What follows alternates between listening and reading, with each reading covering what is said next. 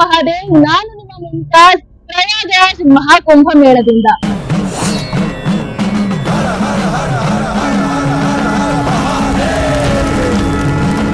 ಹರ ಹರ ಮಹಾದೇವ್.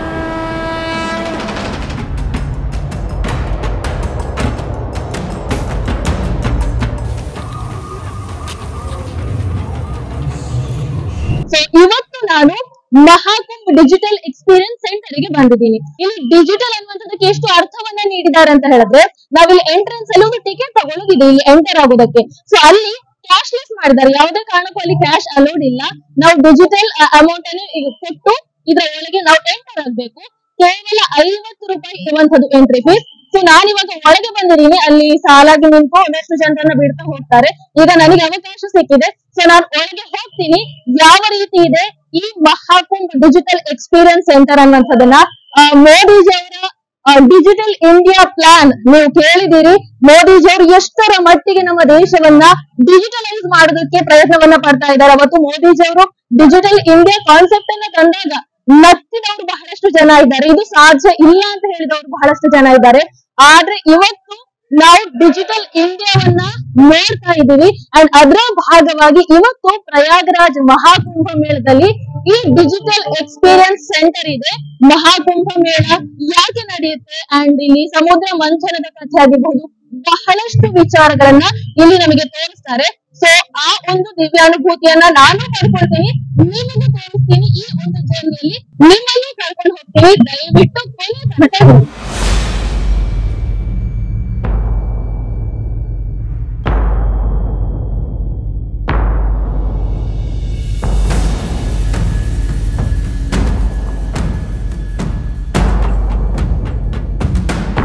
ನೀವು ನೋಡ್ತಾ ಇರ್ಬೋದು. ಸೊ ಇದು ಎಂಟ್ರೆನ್ಸ್. ಇಲ್ಲಿ ಮೊದಲು ಶಿವನನ್ನ ನೋಡಬಹುದು. ನೀವು ನೋಡಿ,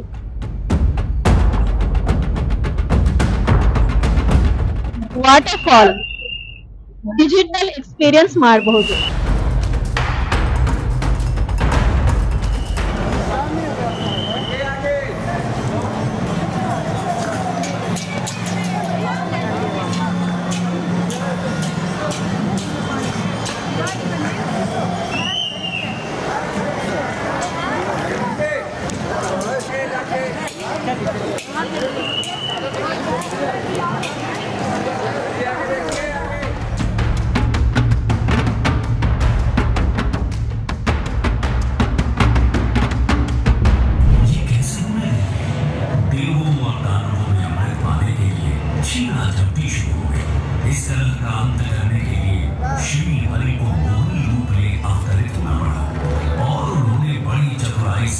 सारा अमृत देवताओं को मिला, उन्हें अमर कर दिया। समर्थ हो देवों ने स्वर्ग पर धर्म का राज पुनः स्थापित किया। परंतु इस सारे प्रकरण में एक विशेष बात और हुई। क्षीणा शक्ति पाताल लोक और पृथ्वी पर आ गई। पृथ्वी पर ये बूंदे प्रयाग, हरिद्वार, उज्जैन और नासिक में गिरी। अमृत से पवित्र हुई धरा तीर्थ बन गई। यही कारण है कि इन स्थानों पर हर 12 वर्षों में कुंभ मेले का आयोजन होता है। समय की अनंत धारा में ये परंपरा अनादिकाल से चली आ रही है। महाकुंभ मेला 2025 में आपका स्वागत है। आइए इस अद्वितीय आध्यात्मिक अनुभव का भाग बने।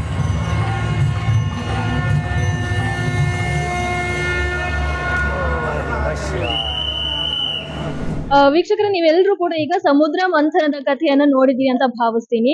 ಸೊ ನಾವಿಲ್ಲಿ ಎಂಟರ್ ಆದಾಗ ನಮಗೆ ಅಲ್ಲಿ 3 ಆನೆಗಳನ್ನ ನೋಡಬಹುದು. ನೋಡಿ, ಅದು ಆ ಸಮುದ್ರ ಮಂಥನದ ಒಂದು ಪಾರ್ಟ್ ಆಗಿ ಡಿಪೆಕ್ಟ್ ಮಾಡುತ್ತೆ. ಅಂದ್ರೆ ನಿಮಗೆ ಸಮುದ್ರ ಮಂಥನದ ಕಥೆ ಗೊತ್ತಿರಬಹುದು. ದುರ್ವಾಸ ಮುನಿಗಳು ದೇವೇಂದ್ರ ಆನೆ ಮೇಲೆ ಸವಾರಿಯನ್ನ ಮಾಡ್ತಾ ಇದ್ದಾಗ ದೇವೇಂದ್ರ ಅವರಿಗೆ ಒಂದು ವಿಶೇಷ ಹಾರವನ್ನ ಹಾಕ್ತಾರೆ. ಸೊ ಆ ಹಾರವನ್ನ ದೇವತೆಗಳ ರಾಜ ದೇವೇಂದ್ರ ಏನ್ ಮಾಡ್ತಾರೆ ಅಂತ ಹೇಳಿದ್ರೆ ಆನೆ ಸೊಂಡಿಲಿಗೆ ಹಾಕ್ತಾರೆ. ಆದ್ರೆ ಆ ಆನೆಗೆ ಹೂವಿನ ಪರಿಮಳವನ್ನ ಸಹಿಸ್ಕೊಳ್ಳೋದಕ್ಕಾಗ್ಲಿಲ್ಲ. ಹಾಗಾಗಿ ಆ ಆನೆ ಬಹಳ ಸಿಟ್ಟಿನಿಂದ ಆ ಹೂವಿನ ಮಾಲೆಯನ್ನ ಮೇಲಕ್ಕೆ ಎಸೆದ್ ಬಿಡುತ್ತೆ. ನೀವು ನೋಡ್ಬಹುದು, ಇಲ್ಲಿ ಆ ಹೂವಿನ ಮಾಲೆಯನ್ನ ಕೂಡ ಹಾಕಿಟ್ಟಿರುವಂತದನ್ನ ನೀವು ನೋಡ್ಬಹುದು. ಇದರಿಂದಾಗಿ ದುರ್ವಾಸ ಮುನಿಗಳಿಗೆ ಬಹಳ ಕೋಪ ಬರುತ್ತೆ. ಅವರು ಶಾಪವನ್ನ ಕೊಡ್ತಾರೆ. ಅಂಡ್ ಅದಾದ ನಂತರ ಏನಾಯ್ತು ಅನ್ನುವಂಥದ್ದು ನಿಮ್ಗೆಲ್ರಿಗೂ ಗೊತ್ತು. ದೇವತೆಗಳು ಮತ್ತು ಅಸುರರ ಮಧ್ಯ ಅಲ್ಲಿ ಯುದ್ಧ ನಡೆಯುತ್ತೆ, ಆಮೇಲೆ ಅಲ್ಲಿ ಅಮೃತದ ಕುಂಭ ದೊರೆಯುತ್ತೆ. ಇವೆಲ್ಲವೂ ಕೂಡ ನಿಮಗೆ ಗೊತ್ತಿರಬಹುದು.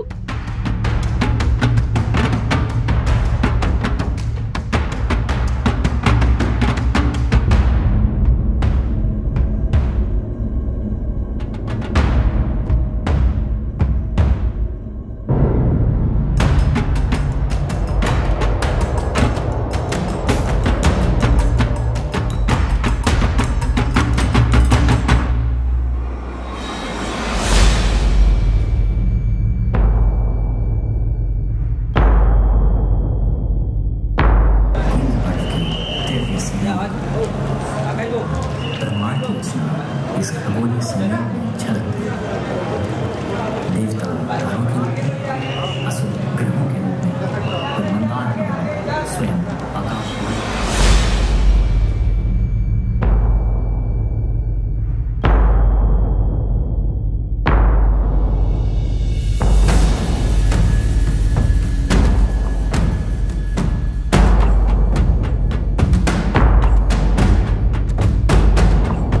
ನೀವು ನೋಡಿದ್ರಲ್ಲ, ಬಹುಶಃ ಈ ಒಂದು ಕಂಪ್ಲೀಟ್ ಜರ್ನಿಯಲ್ಲಿ ಈ ಮಹಾಕುಂಭ್ ಡಿಜಿಟಲ್ ಎಕ್ಸ್ಪೀರಿಯನ್ಸ್ ಸೆಂಟರ್ ಅಲ್ಲಿ ನೀವು ಕೂಡ ನನ್ನ ಜೊತೆ ಬಂದ್ರಿ, ನೀವೆಲ್ಲವನ್ನ ಕೂಡ ನೋಡಿದ್ರಿ ಅಂತ ಭಾವಿಸ್ತೀನಿ. ಇದರಲ್ಲಿ ಸಮುದ್ರ ಮಂಥನದ ಬಗ್ಗೆ ಆಗಿರಬಹುದು, ಆಮೇಲೆ ಅಖಾಡಗಳ ಬಗ್ಗೆ ಆಗಿರಬಹುದು, ಬಹಳಷ್ಟು ವಿಚಾರಗಳನ್ನ ಡಿಜಿಟಲ್ ಮೂಲಕ ತಿಳಿಸುವಂತಹ ಪ್ರಯತ್ನವನ್ನ ಮಾಡಿದ್ದಾರೆ. ಇವನ್ ನಾವು ಮಾತಾಡುವಂಥದ್ದು, ನಾವು ಪ್ರಶ್ನೆಯನ್ನ ಕೇಳುವಂಥದ್ದು, ಅದಕ್ಕೆ ಅಲ್ಲಿ ಉತ್ತರ ಸಿಗುವಂಥದ್ದು, ಇವೆಲ್ಲವೂ ಕೂಡ ಸಿಕ್ಕಿದೆ. ಟಿವಿ ವಿಕ್ರಮ, ದೇಶ ನಿಮ್ಮ ಕೈಯಲ್ಲಿ. ಈ ಕಾರ್ಯಕ್ರಮ ನಿಮಗೆ ಇಷ್ಟ ಆಗಿದ್ದಲ್ಲಿ ಲೈಕ್, ಶೇರ್ ಹಾಗೂ ಕಮೆಂಟ್ ಮಾಡಿ. ಟಿವಿ ವಿಕ್ರಮದ ಕಾರ್ಯಕ್ರಮಗಳನ್ನು ನಿರಂತರವಾಗಿ ವೀಕ್ಷಿಸಲು ಸಬ್ಸ್ಕ್ರೈಬ್ ಮಾಡಿ, ಬೆಲ್ ಐಕನ್ ಒತ್ತಿ.